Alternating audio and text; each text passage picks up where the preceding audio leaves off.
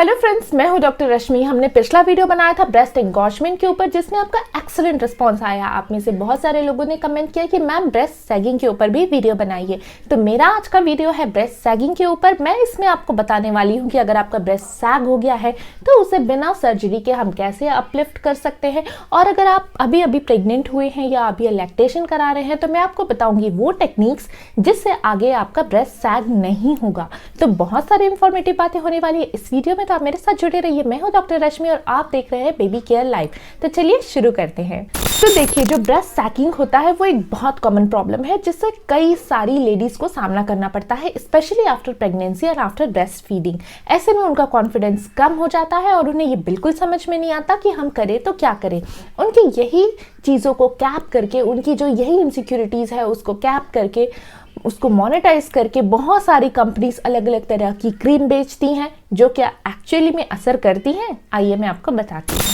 तो सबसे पहले हम जानते हैं ब्रेस्ट सैगिंग के बारे में। ब्रेस्ट सैगिंग को मेडिकली हम ब्रेस्टोसिस कहते हैं। ये 3 डिग्री का होता है। पहला, अगर आपका जो निप्पल है वो आपके बैंड मतलब जहाँ पे आपका ब्रेस्ट खत्म होता है और चेस्ट शुरू होता है, वहाँ तक आ गया है तो हम उसे कहते हैं ग्रेड 1 टोसिस।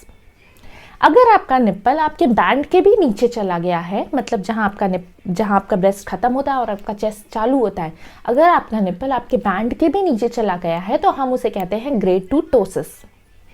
ग्रेड 3 टोसिस मतलब कि अगर आपका निप्पल स्ट्रेट ना होकर नीचे की तरफ डाउनवर्ड पॉइंटिंग है तो उसे हम कहते हैं ग्रेड 3 टोसिस, जो कि हायर फॉर्म है टोसिस का।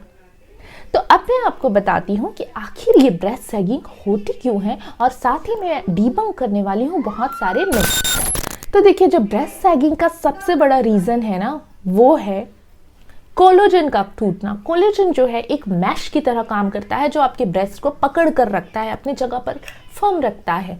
अगर ये कोलेजन टूटने लगता है धीरे धीरे तो आपके ब्रेस्ट धीरे धीरे नीचे झुकने लगते हैं, नीचे सैग होने लगते हैं। कोलेजन के टूटने का जो कारण होता है, पहला होता है जेनेटिक्स, दूसरा होता है सन एक्सपोजर और तीसरा होता है एजिंग।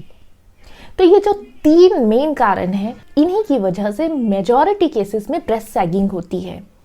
इसके अलावा जो हार्मोनल चेंजेस होते हैं उसकी वजह से भी ब्रेस्ट सैगिंग होती है। अगर आपका वेट गेन और वेट लॉस बहुत फ्रिक्वेंटली हो रहा है तो उसकी वजह से भी ब्रेस्ट सैगिंग होगी।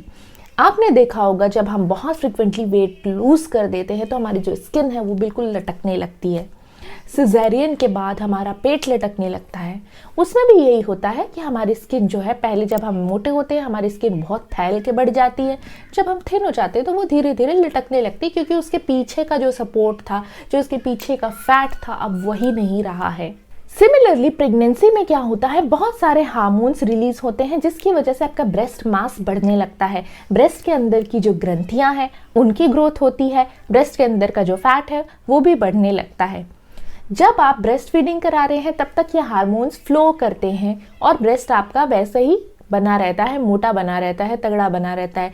जैसे आपने ब्रेस्ट फीडिंग स्टॉप की, ये सारे हार्मोन्स धीरे धीरे करके कम होने लगते हैं, जिसकी वजह से जो आपके अंदर की ग्रंथियां थी, जो इतनी सारी नई बनी थी, वो सारी धीरे धीरे करके कम होने लगती है, वापस बैक जाने लगती है।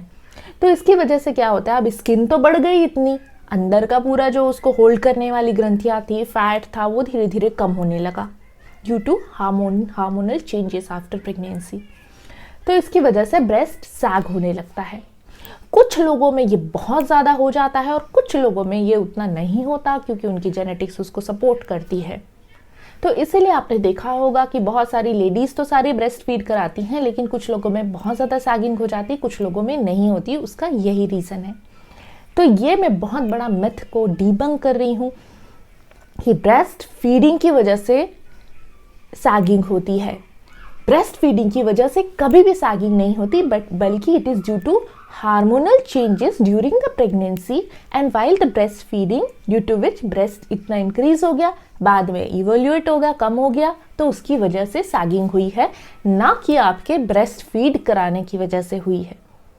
तो इसीलिए अगर आपको कोई भी ये बोलता है कि ब्रेस्ट फीड मत कराओ, सैगिंग हो जाएगा, लेट के ब्रेस्ट फीड मत कराओ, खड़े होके मत कराओ, ऐसे मत कराओ, वैसे मत कराओ, तो भाई उससे आपके ये ब्रेस्ट फीडिंग का कोई रिलेशन नहीं है सैगिंग से। कई बार हम क्या करते हैं, अपने ब्रा का साइज करेक्ट चूज नहीं करते हैं, ओवर साइज का ब्रा ले लेते हैं, बड़ा ब्रा ले लेते हैं या बहुत छोटा ले लेते हैं, तो उसकी वजह से हमारे ब्रेस्ट को सपोर्ट बराबर नहीं मिलता, जिसकी वजह से सैगिंग होती है।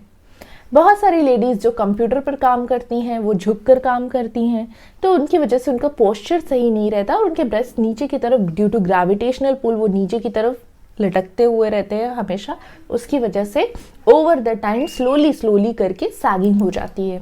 तो ये जो मैंने आपको 4-5 कारण बताए, मेजर जो मैंने आपको बताए कि एक तो आपका कोलेजन डिग्रेड हो रहा है because of ageing, because of sun exposure, आपके जो हार्मोनल चेंजेस हो रहे हैं, रैपिड वेट गेन या वेट लॉस हो रहा है, आपने ब्रा प्रॉपर नहीं पहनी, आपका पोस्चर ठीक नहीं है, ये सारे मेजर कारण हैं ब्रेस्टोसिस या फिर ब्रेस्ट सैगिंग के।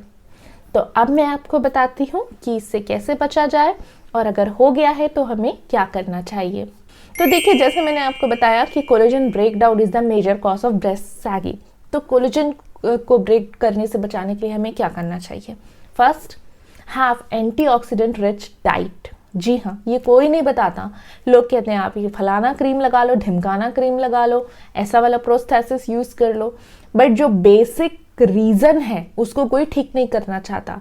That is your diet is poor in antioxidant. Antioxidant rich diet मतलब जैसे ग्रीन लीफी वेजिटेबल्स, फ्रूट्स हो गए, आंवला, नींबू और वॉलनट्स हो गए, हमारे ड्राई फ्रूट्स हो गए, all this are very high in antioxidants. Chia seed हो गए। तो ये सारी चीज़ें आप अपनी डाइट में ज़रूर इंक्लूड कीजिए। Treat your body like a temple. अगर आप खुद को गॉड समझेंगे, खुद को टेम्पल समझेंगे, खुद की वैल्यू करेंगे, तो अगला पर्सन आपकी वैल्यू करेगा। अगर आप अपनी वैल्यू नहीं करेंगे, लोगों के लिए बस सैक्रिफाइस करते रहेंगे, तो अगला पर्सन भी आपको टेक फॉर ग्रांटेड लेगा, आपकी वैल्यू नहीं करेगा। ये बात आपको समझना है। सो अपनी डाइट को एंटीऑक्सीडेंट रिच बनाइए, अच्छी डाइट लीजिए, ताकि आप सैगिंग की होने वाली समस्याओं और साथ ही में और जो भी एजिंग से रिलेटेड प्रॉब्लम्स हैं, फाइन लाइन, रिंकल्स, डलनेस वगैरह, सबका एक ही कारण है, डाइट पुअर इन एंटीऑक्सीडेंट, तो आप उसे पूरी कीजिए। सेकंड जो है मैंने आपको बताया वो है हार्मोनल चेंजेस। उसका भी बड़ा रीज़न यही होता है कि आपकी डाइट प्रॉपर नहीं होती, आपकी स्लीप प्रॉपर नहीं होती, जिसकी वजह से बहुत ज़्यादा हार्मोनल फ्लक्चुएशन होता है। तो इसीलिए आप अपनी डाइट और स्लीप पर ध्यान दीजिए।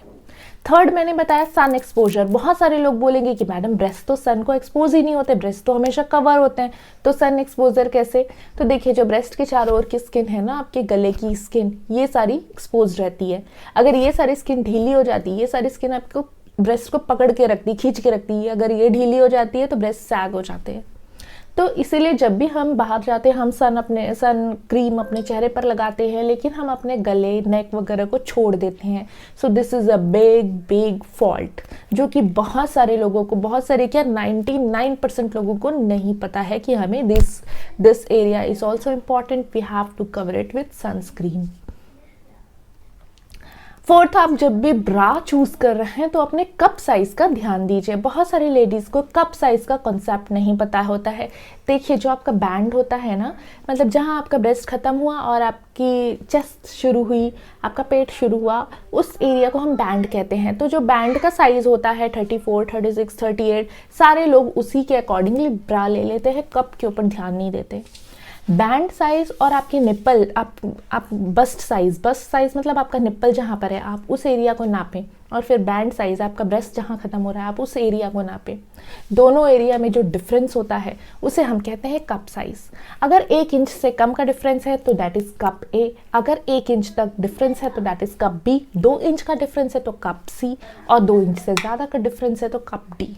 तो इसीलिए आज ही आप पहले टेप लीजिए, अपना बस्ट साइज नापिए, अपना बैंड साइज नापिए, और देखिए कि आपका कप साइज क्या है और आप अपनी ब्रा सही पहन रहे हैं या नहीं। 95% लोग सही ब्रा नहीं पहन रहे हैं, तो प्लीज़ चेंज। जब भी आप बैठे हैं प्लीज़ आप स्ट्रेटन होके बैठिए, ताकि आपके ब्रेस्ट को बराबर सपोर्ट मिले, आपके ब्रेस्ट बहुत ज़्यादा झूले हुए, लटके हुए नहीं लगे। अगर ब्रेस्ट बहुत ज़्यादा सैग हो चुका है, तो फिर हम एक्सरसाइजेस कर सकते हैं to strengthen chest muscle. Chest के पीछे में मसल्स होती हैं, पेक्टोरियलिस, मेजर माइंड मसल्स। तो ये जो मसल्स रहती हैं ये ब्रेस्ट को खींच लेती हैं। अगर ब्रेस्ट सैग भी हो गया है तो अगर आपकी मसल स्ट्रांग होगी तो इट विल अपलिफ्ट, थोड़ा स्लाइटली अपलिफ्ट योर ब्रेस्ट। तो चेस्ट की जो एक्सरसाइजेस करनी है, मैं ऐसे फ़ोटो डाल रही हूँ और आप यूट्यूब में भी देख सकते हैं। चेस्ट की एक्सरसाइजेस आप ज़रूर कीजिए to strengthen your muscles, to uplift your breast. अगर इन सारी चीज़ों में कुछ भी काम नहीं करता है then surgery is the last option. आप जब भी बाहर जाएं प्लीज़ आप अच्छी टी शर्ट ब्रा पहन कर जाएं, अच्छी ब्रा पहने जो आपके ब्रेस्ट को सपोर्ट करे और देखने में भी अच्छी लगे, पुल अप करे आपके ओवरऑल लुक को। अगर आप अपना ध्यान रखेंगे तो अपनी बॉडी का ध्यान रखेंगे तो बॉडी आपका ध्यान रखेगी, लोग आपका ध्यान रखेंगे, लोग आपको वैल्यू करेंगे लोग आपकी वैल्यू करेंगे अगर आप अपनी वैल्यू करेंगे। तो मिलते हैं फिर किसी और ऐसी जानकारी वाली वीडियो में, तब तक के लिए बाय।